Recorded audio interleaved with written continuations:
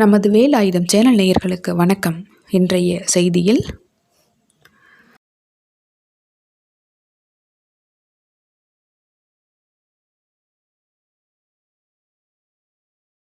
திருவாரூர் மக்களுக்கு வணக்கம். நான் திருவாரூர் இந்து மக்கள் கட்சியோட டிஸ்ட்ரிக்ட் செக்ரட்டரியாக இருக்கேன். அண்ணன் சாமி நம்ம தியாகராஜரை தரிசனம் பண்ணுறதுக்காக காலையில் ஒரு 3 மணிக்கெல்லாம் வந்துட்டாங்க. இந்த கிடக்கு பாருங்கள் பஸ்ஸு அப்படியே காமிங்க சாமி. கிட்டத்தட்ட பார்த்தீங்கன்னா ஒரு 2 பஸ்ஸு கிடக்கு. ஒரு 150 பேருக்கு மேலே வந்திருக்காங்க. அவங்க காலையில் வந்து கேட்குறாங்க, என்னங்க இது ஒரு பாத்ரூம் தான் இருக்கா, வேறு பாத்ரூம் இல்லையா, இதுமாதிரி பூட்டி கிடக்க, எப்போ திறப்பாங்க அப்படின்னு சொல்லி கேட்குறாங்க. நான் என்ன ஊர்லேருந்து வந்துருக்கீங்க? தேனியிலேருந்து வந்திருக்கவங்களுக்கு ஒரு பாத்ரூம் வசதி கூட மாவட்ட நிர்வாகத்தால் செஞ்சு கொடுக்க முடியல. ஹெச்ஆர்என்சி அறநிலையத்துறை கட்டுப்பாட்டில் தான் பெரிய கோயில் இருக்குது. அவங்க ஹெச்ஆர்என்சிலாம் இதை பற்றி எதுவுமே யோசனை பண்ண மாட்டேங்கிறாங்க. எப்படி அவங்க பாத்ரூம் போவாங்க? கிட்டத்தட்ட 100 பேர் வந்திருக்காங்க.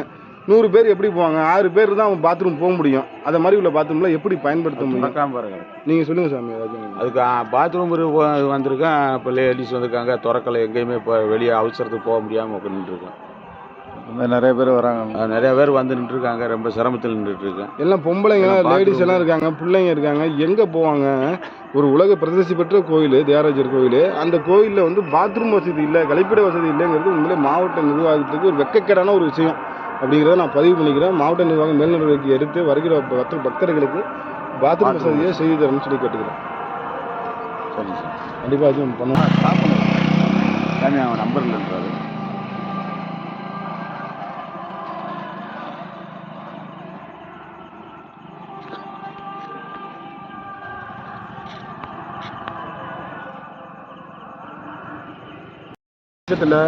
ஏன்னா இது இந்த கோரிக்கை 2023 மாவட்ட தலைவர் போய் மனு கொடுத்துருக்காரு.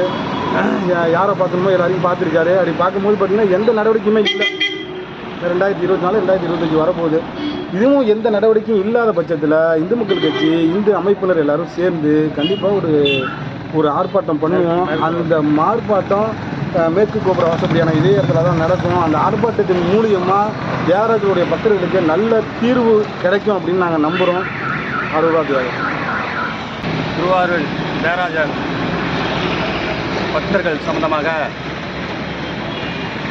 கழிப்பறை வசதிகள் இல்லாமல் இருக்கிற காலகட்டத்தினால இன்றைக்கி பார்த்திங்கன்னா இரவு காலை ஒரு 4 மணி அளவில் கிட்டத்தட்ட ஒரு 200 பேருக்கு மேலே பொதுமக்கள் தேனி கம்பத்திலிருந்துலாம் வந்திருந்தாங்க. டூரிஸ்ட்டுகள் ரொம்ப பாத்ரூம் இல்லாமல் ரொம்ப அவதிப்பட்டு வந்தார்கள். இந்த சம்பந்தமாக நகராட்சியிடம் இந்து மக்களுக்கு சார்பாக 2023 அறிக்கை ஒன்று கொடுத்துருந்தேன், இதை செஞ்சு கொடுங்கன்னு சொல்லி.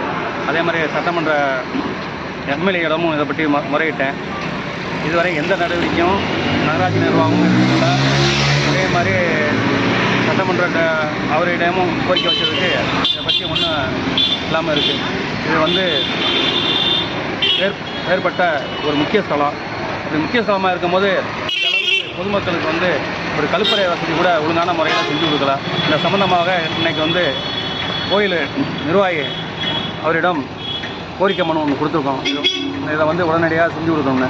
அவர் இந்த சம்பந்தமாக இது நியாயமான கோரிக்கை தான், இதை அந்தந்த அதிகாரிகளிடம் நான் பார்வையிடுறேன்னு சொல்லியிருக்காங்க. இந்த சம்பந்தமாகவும் அவரும் ரொம்ப வருத்தப்பட்டு, கோயில் நிர்வாகமும் வருத்தப்பட்டு தான் சொல்கிறாரு, எங்கே போவாங்க எங்கே வருவாங்கன்னு.